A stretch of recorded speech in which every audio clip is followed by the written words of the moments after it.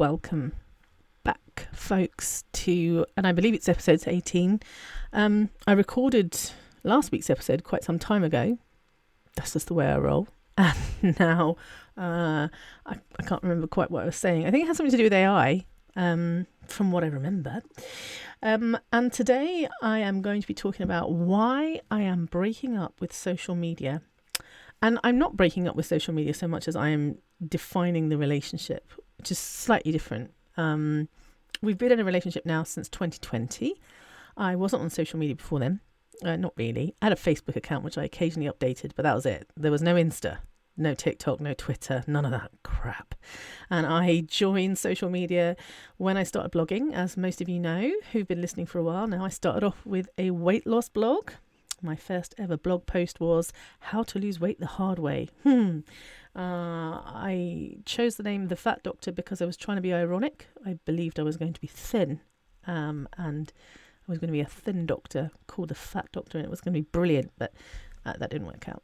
It turned into something so much better. But I've been with social media ever since, and I guess I've evolved and social media has evolved. And it's like when you're in a relationship and you start off, and like, to be honest, it felt like I was supposed to be in the relationship, and so that's why I entered the relationship. It wasn't so much because I really wanted to, so much as like that was what I was supposed to do. I've got something on my lip. Oh, I have to wipe it off. Sorry. I'm just looking at a video of myself. So yeah, I started out with social media. I started with Instagram. Tentatively exploring the relationship. And we've kind of been together ever since, and it's not been cool. Not the whole time. So it's time to define the relationship. And this has nothing to do with what I've been talking about in the past. And I tell you, I mean, this is an evolution, I guess, and I'm growing and I'm evolving and I am turning into a different person. But perhaps when you listen to the podcast, you might go, oh, this has happened and this has happened and this has happened, and now Asha has decided this. That's not true. The way that I record the podcast is I can't actually remember what I spoke about last month or 2 months ago when I recorded the last few episodes. People keep saying, oh, it was a really good episode, I loved it. I'm like, which one was it? Because I don't remember. Yeah, that's me mumbling saying, which one was it? I don't remember. Anyway, so we're defining the relationship, me and social media. We have been for the last few weeks, maybe months, and it's a really good thing, because I think it's really good to have boundaries when you're in a relationship, especially a relationship that you're not sure you really want to be in. But it's one of those relationships you have to be in, like with a family member, or like, somebody that you work with, a colleague. That's a good way of describing, you start a new job and like, you've got a boss maybe, or even just someone that you work with, and you're like, okay, we're going to have to find a way to get along because we're going to have to work together. But so far things have not been great. And a lot of the kind of exploring that I've been doing and the thinking that I've been doing happens after I recorded a podcast with Jessica Wilson. Her podcast is Making It Awkward. And she actually, I didn't really know her apart from on, we were Instagram. We followed each other's Instagram. That's how we knew each other. And we had perhaps a couple of mutual acquaintances.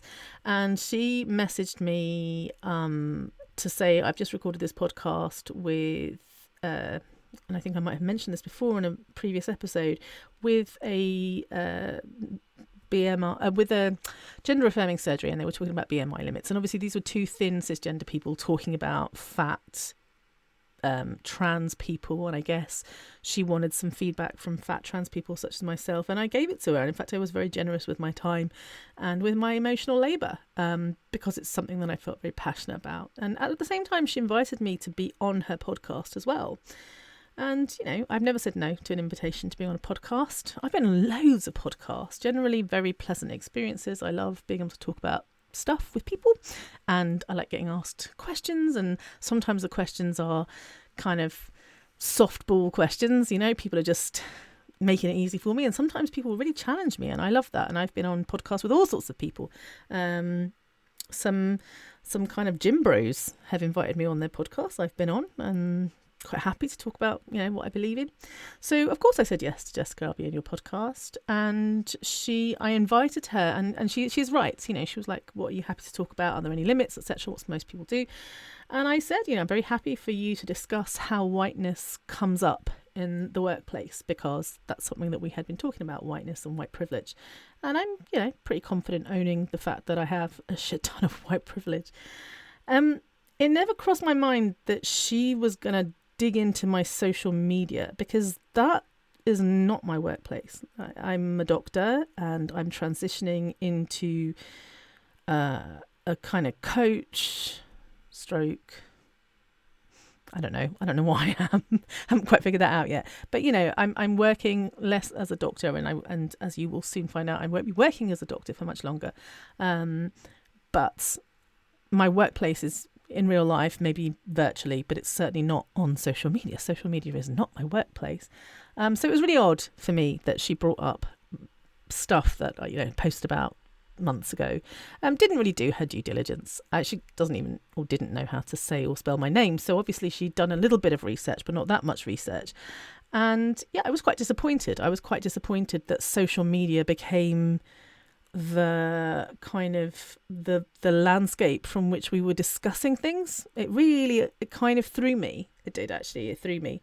I haven't listened to the episode. I never, ever, ever listen back to episodes that have been recorded with me in them. Either my own podcast episodes, so I've never listened to any of the ones I've recorded, or any of the other ones I've been in. I don't. Sorry, don't particularly. For someone who has a podcast, I'm not a very big fan of listening to them. I lose. I kind of I find it very difficult to concentrate on them.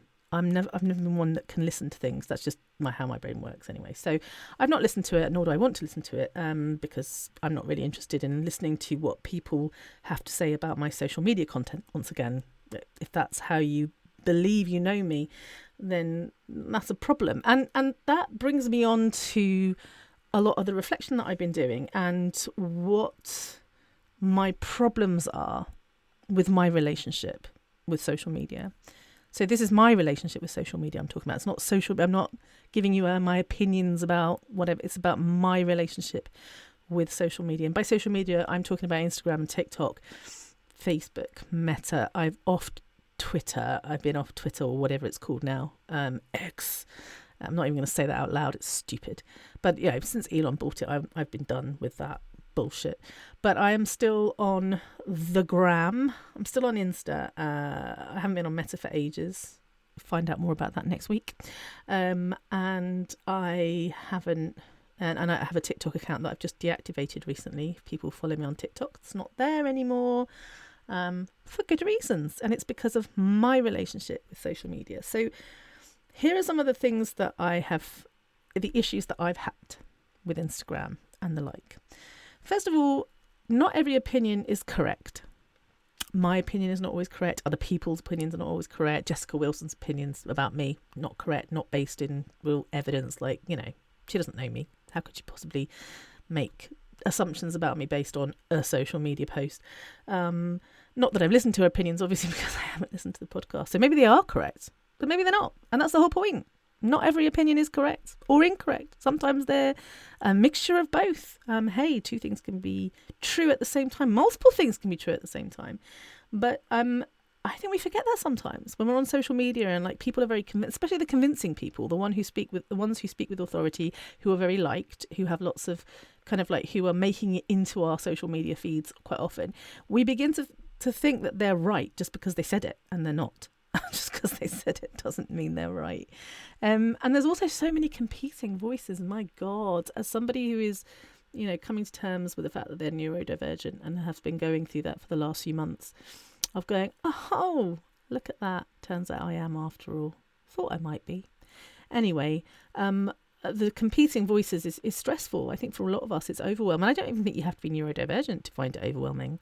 And I unfortunately, I think that too many competing voices sometimes means that in order to get noticed, you have to do something quite extreme, right? You need to grab people's attention, and you don't have much time to do that because people are constantly scrolling. So the too many competing voices can turn people into unpleasant versions of themselves, myself included. So I think that I have been not victim, that's not the right word, but I have been fooled into thinking that the thing to do here is to grab people's attention because it's about social media. It's about how I get my face out there, my business out there, you know, so I'll like be a bit kind of exciting or I might over exaggerate things or whatever. Like I'll find myself behaving in a way that isn't really quite me, because that's what one does when one is on social media, and especially if one is competing with other people's,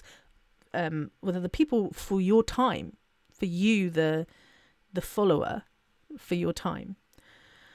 And then there's capitalism, because, you know, a lot of people monetize their social media content, and even those who are not directly monetizing their social media content, they're still making money because it's publicity. I mean, it's for a lot of our small business owners. It's how we get our work out there. Like, you won't know about a course that I'm offering unless you are a subscriber to my email list, or maybe if you listen to my podcast, or if you're following me on socials. And almost all of you, I imagine, who are listening to this are following me on my socials. So it's my way of like telling you, hey, this is what I'm doing. This is how I'm earning my money. I need you to know about it. So capitalism, you know, there's nothing wrong with selling and buying. Like, that's not capitalism. My issue with capitalism is that capitalism will always protect and serve the needs of the elite. And when you've got white privilege, thin privilege, cisgender privilege, heterosexual privilege, when you've got, you know, when you're, I don't like the word neurotypical, but, you know, you're not neurodivergent, like you have all the privilege. And most importantly, if you have money, and if you're kind of, you know, in the ruling class, then you will always do better on every social media website, social media app, I should say. And that's because of the fucking algorithm. And I don't know if you've noticed people on Instagram, but thanks to Meta's new, I don't know what it was called, something that they sneaked in there about political content. Yeah, they're suppressing a lot of my work, even though I am choosing not to post political content for this reason. Because at the end of the day, I've got to pay my bills. And my engagement and like just how many people are actually seeing my posts has dropped dramatically in the last few months. And so one of the only reasons I'm on social media is to give me, like, you know, for people to see my shit. And if people aren't seeing my shit, I'm like, why am I still here again? Like, what's the purpose? You're not giving me anything anymore. And when you're in a relationship and you realize you're not getting anything out of it anymore, you've got to seriously ask yourself, like, why am I still here? I'm not getting anything. I'm not suggesting that relationships should be transactional, but if I'm not getting much out of it, and at the same time it's harming me in multiple ways, then why am I still here? And it is harming me because social media enables bullies, right? In my opinion, it enables bullies in a way that that nothing else does. In my day, and I'm getting old enough to be able to say this now, in my day, if you wanted to bully someone, you had to do it face to face. There was no other way to bully someone except for face to face. And now you can do it online. And people often don't have the courage to do things face to face that they can do online. So the kind of bullying and harassment that I'm experiencing, you know, when people are telling me to unalive myself and tell me how I'm disgusting and I'm a groomer and a paedophile and all of this stuff, like that level of bullying, even though I know a lot of you are like, oh, just ignore them, oh, you know, just don't feed the trolls and all this stuff. Yeah, fine. If it's happening to you, you'll understand just how horrible that is. Being bullied is never fun. And telling people to just ignore them is not helpful. So yeah, there are bullies out there. There are lots of bullies out there. And I am an easy target because I put myself out there. I am honest. I am open. Sometimes I'm too open, too honest. Sometimes I talk about my mistakes. And some people appreciate that, but other people will use it against me. Like, for example, or if I'm talking about a situation, like, for example, the GMC situation, you know, some people appreciate that I'm being open and honest about it. And other people are like, ha, told you were a crap doctor. You deserve to die. You deserve to, your career, you don't deserve a career. You don't deserve to be a doctor. You're not good enough, blah, blah, blah. They'll use it against me. So, yeah, kind of sucks. When you basically make yourself a target intentionally. Hey, it's very intentional. Like I said, this is my relationship and I take responsibility for what I've been putting out there. I take responsibility for what I've been doing. I'm not saying it's all social media's fault, because it's not. I'm just redefining the relationship, dudes. My daughter keeps saying bro. She keeps calling me bro. Listen, bro. I'm not your bro. I'm your parent. But anyway, I might start doing that. I might revert into calling you bro. And if I do, feel free to switch off. One of the things that I've noticed about social media that I really find unpleasant and that I have engaged in myself, again, taking full responsibility here, is this calling out publicly bullshit. Again, before social media, if someone did something that you didn't like, you had one of two options. You either told them, you had three options. You either kept your mouth shut and didn't do anything about it, or you went up to them in private and told them what they were doing, which was probably the responsible thing to do, or you gossiped about it. And calling people out on social media, to me, has become a kind of justifiable form of gossip. Because if someone comes to me and says, Asha, I'm really concerned that you're doing this, that and the other, and I tell them to go fuck themselves, essentially, and then they put that on social media, actually, I think Asha's a really dangerous person, and I've spoken to him about this, that and the other, and he basically told me to go fuck myself, and that's terrible because he's, he's abusive, etc., etc. If you want to go out there and do that, that's one thing. But if you find a post or... a lot of people make videos about me, right? They take my social media posts and they turn them into YouTube videos or podcast episodes. And they talk about me. But they've never had the moral courage to talk to me, in person. Like, they've never tried to address it with me. They've just talked about me behind my back or now publicly on social media. That's gossip. There's no other way to describe that. That's gossip.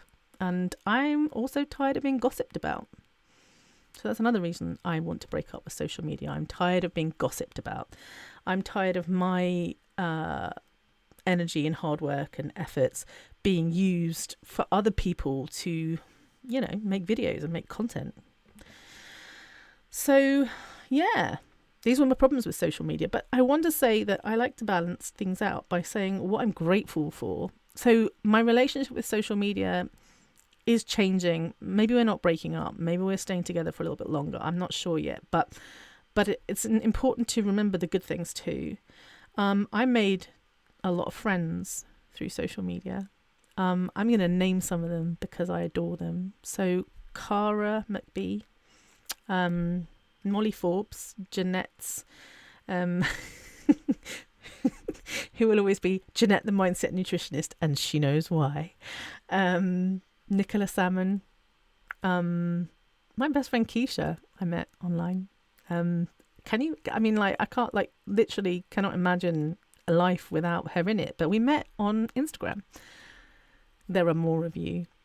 In fact, at the moment, there are 35 of you, and I know this because I have unfollowed everyone on social media apart from the people that I have been in, I would say, like, relationship with of some kind. Some people have become my inner circle. Some people, maybe not my inner circle, but, have made a huge impact on me, like Vinnie Wellesby. Vinnie is the person who helped me to come out as trans. I will never forget them for that. And if I hadn't been on social media and if they hadn't reached out via social media, I wouldn't have had that support, and I don't know whether I would have had the courage to do it. So they changed my life forever. Kanoi and Leslie Jordan are two people who live in the States. I can't remember where Kanalani is. I'm not sure, but Leslie I know is in Texas because I know she's not far from Keisha. These are two people who have just been like championing me in a way that I don't deserve. I just don't believe I deserve. They are an incredible people. They do incredible work, and I adore them. And yeah, we live in literally different countries, and one day I hope to see them. But the reality is social media brought us together, and I wouldn't have these people. I wouldn't have met these people. I wouldn't have the joy of meeting these people and have been able to learn from these people had it not been for social media. So I am grateful for that. And, because of social media, I've learned a lot of stuff about a lot of things. People have really opened my mind. And that's been great. I follow accounts on gardening, so I'm really learning how to garden. Obviously food accounts because I like food. I followed political content. The whole Israel-Palestine situation and by situation I mean genocide, if it were not for social media, I wouldn't be able to get my news. I don't trust the main media outlets. They're not trustworthy. So social media has been an absolute godsend in that respect. And there have been people that I've been following and listening to who have offered incredible amounts of intelligent and like commentary, nuanced commentary, and like I'm so grateful for that. They're putting it out there, and also the incredible journalists on the ground who are risking their lives literally to put the work out there. I only follow one news website, and that's Al Jazeera. I don't follow any others, but yeah, thank God for Al Jazeera. So I'm grateful for social media for teaching me a whole bunch of stuff about a whole bunch of things, and some of them are like fun stuff and some of them are serious stuff, but like I've learned a lot of stuff. I've also learned a lot about myself, because like when you're in social media and on social media, you find yourself doing things that perhaps you might not do in real life, and that's been a learning process for me. Like I have found myself, and I am on a journey at the moment of trying to be more in touch with myself, to be more present with myself. It's not something that I've ever really experienced. From the age of 2 or 3, the earliest memories I have, I've always felt unsafe, for good reason. And there's always been a sense of scarcity and fear in all of the decisions, running in the background of all of the decisions I've ever made. And I've realised that I find it hard to trust my body because my body finds it very hard to trust me. I've not made great decisions when it comes to my body, and my body doesn't trust me. I don't blame my body. But as a result, like sometimes I am not aware of things going on in my body, in my brain. They're just sort of happening in the background and I'm not aware of it. And I'm trying to, and this is a long process, but I'm trying to rebuild that relationship with my body where I'm checking in every day, and I'm beginning to recognize like when I am feeling anxious, when I'm feeling frantic, when I'm feeling overwhelmed, when I'm feeling low, when I need to rest, when I need to eat, when I don't want to eat but I need to eat, when I can't fall asleep and I'm like getting zero sleep at all. I'm beginning to realize that I have ADHD, and it's interesting when you learn that. It's also interesting to find out that you have autism and that you have ADHD. That's been a big revelation. Like, oh, all of those things that I do, that they make sense now. Interesting. So I am going on a journey, and it's a long journey, and it's one that I guess you're all coming along with because you listen to me and I don't know when to shut up. But as I've been learning, sort of getting in touch with myself, getting to know myself and going on that journey of trusting my body and allowing my body to trust me, more importantly, and checking in with myself every day. What I've realized is that social media brings a lot of these things to the surface. And so I'm grateful for that in a way. Like a lot of the situations that, like a lot of the kind of breakthroughs I've had have come to the surface because of a situation on social media. So I've learned a lot about other people and other things, and I've learned a lot about myself, and also I've got my message out there. Like up until now, like if it weren't for social media, you wouldn't know about my masterclasses and you wouldn't know about my courses and stuff. So I am very grateful. So the title "Why I'm Breaking Up with Social Media" was to get your attention and to sound cool, but I'm not breaking up. But we are definitely changing the way we work together, and we are moving forwards in a very different way. As I said, the current situation is my content is deliberately being suppressed and will continue to be, I imagine, for a long time.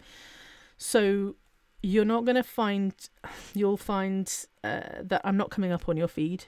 You might have to try and find me. Hey, you might even have been unfollowed me unknowingly. It seems to be happening quite a bit to people. And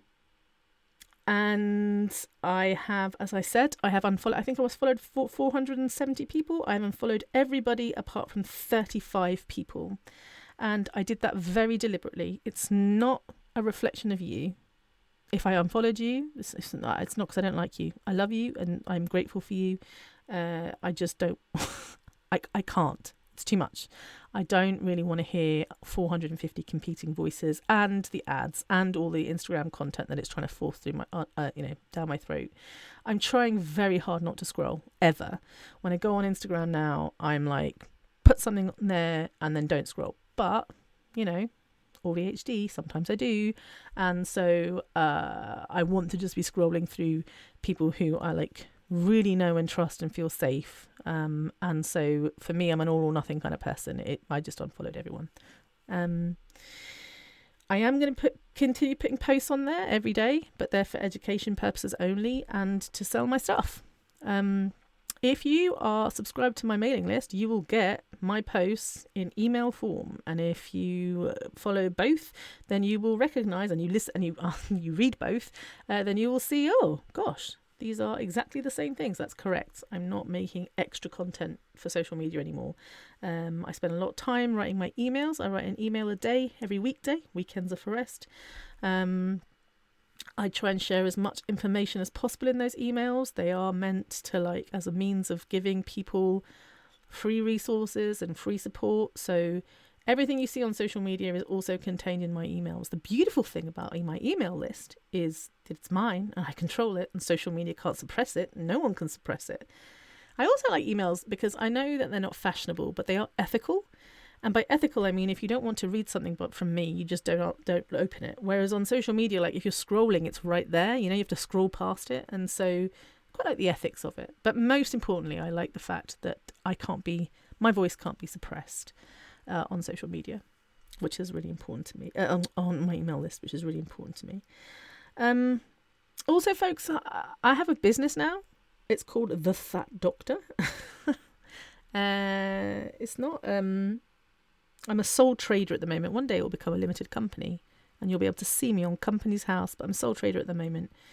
And I am, and you will listen to next week's episode, because I will explain a lot more why I have no choice but to step down from medicine. But yeah, I am really loving what I'm doing. This has been the best, career-wise, the best year of my life. I have loved every minute of it. Since January, especially since things have been hotting up. Oh my goodness. It's been so much fun. And I'm learning and I'm evolving and things are changing. And those of you who are working with me already, you're evolving and changing with me. And I am so... I'm loving it. I'm loving the connections that I'm making. I'm just loving the fact that I can be my true, authentic self. And that people actually want to work with me. This is fantastic stuff. And, I was trying to define what it is that I do. And it's quite difficult because I do a lot of stuff. I'm a diagnostician, first and foremost, right? I have 20 years of medical experience and I'm pretty good at making diagnoses, even complex ones. I'm good at spotting the hidden Ehlers-Danlos syndrome that you've probably had for 15, 20 years and no one figured out until now. I understand the invisible disabilities and how they impact people. I have a very broad understanding of mental health and I'm very trauma informed and I'm fascinated by psychology and I spent a lot of time learning. And I'm not suggesting for 1 second I'm an expert or that I'm a psychologist, but I have that kind of part to me. I know what what needs to be done. You've just been diagnosed with diabetes. Cool, I know how to manage that. I've been managing that for many years. And they're telling you that this is your only option. Well, that's probably not true. I bet you there's loads more options, and let me tell you what they are. So I can do the medicine part, which is great.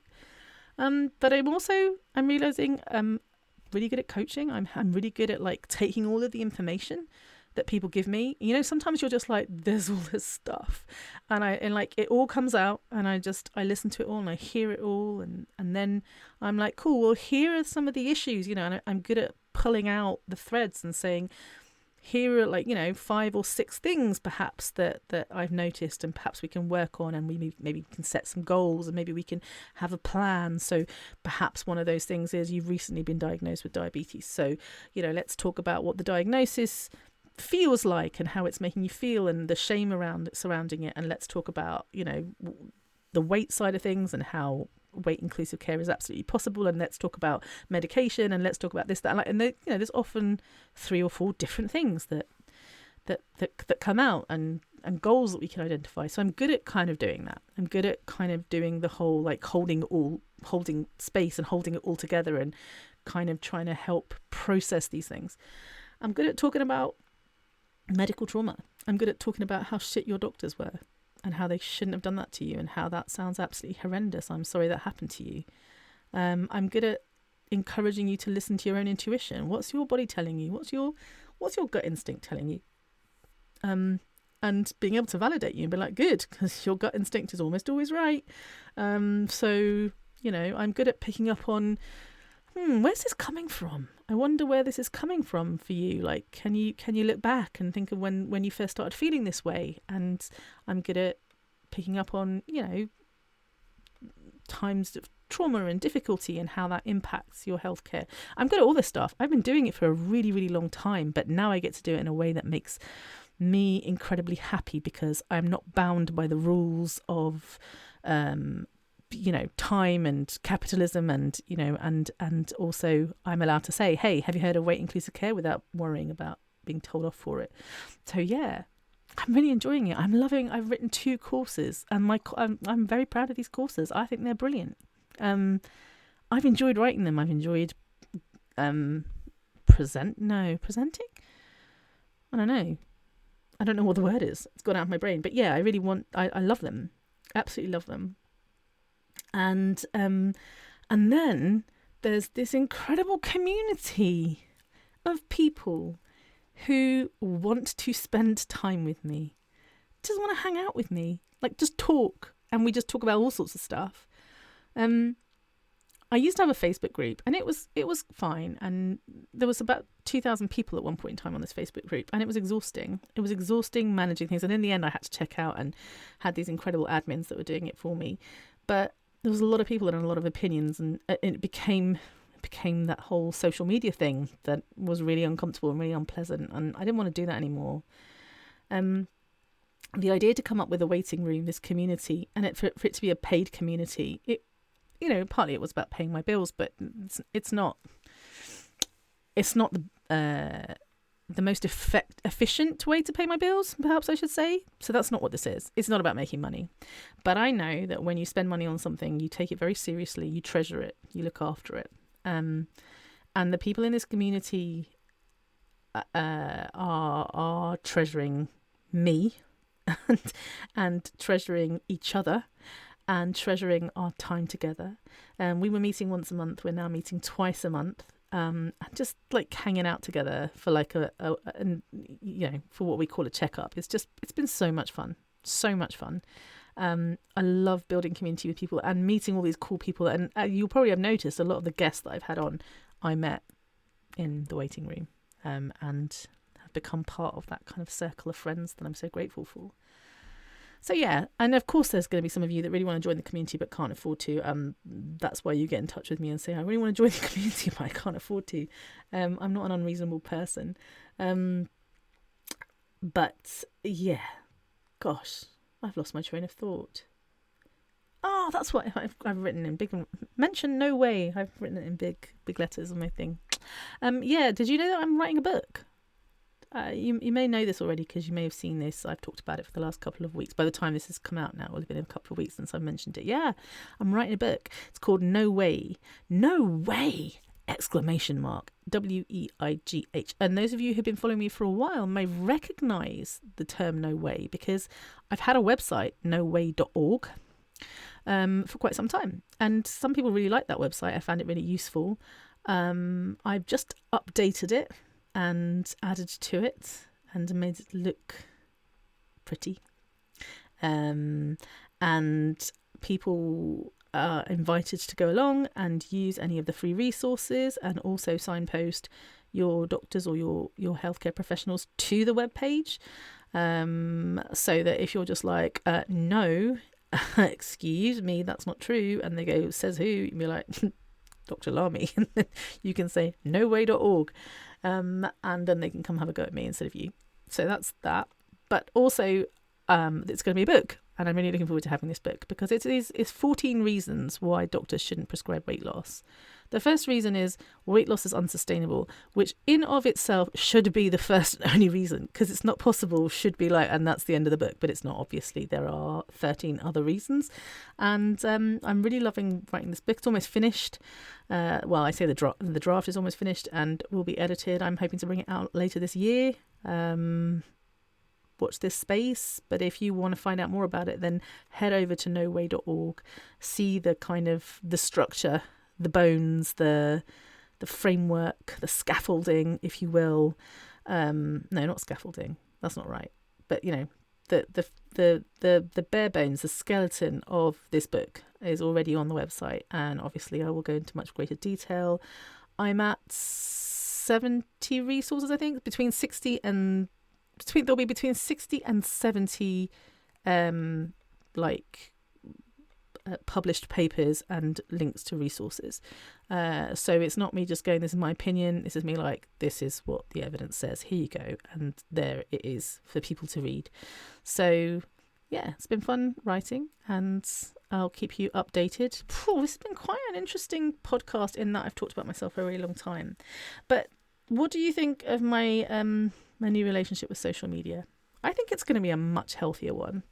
A quieter one, a calmer one in which I feel more in control, one in which I'm not investing too much of my energy in, but I am investing enough energy in, and one that I hope over time I will be able to replace with other things. I very much understand that social media is the place where most people go now, and I want to be there. But also I'm hoping that those of you who really want to engage with me will come find me elsewhere, because, if you're subscribed to my email list and I say something and you think it's interesting, you can just reply and then we can talk. And if you're part of my community, then you can just message me whenever you want. And if you're working with me, well, then you have the benefit of all my skills and knowledge. And hopefully will be changing your life. I'll talk more about that in the future. But for now, I'm going to sign off because you've heard enough of me for today. Next week, I am going to update you on the situation with the GMC. Lots of fun things to tell you. And then, you can hear all about why I, unfortunately, am unable to work as a doctor going forwards. Sad times. Thanks for if you're still here for listening to me for the last 37 minutes, and I will see you next week.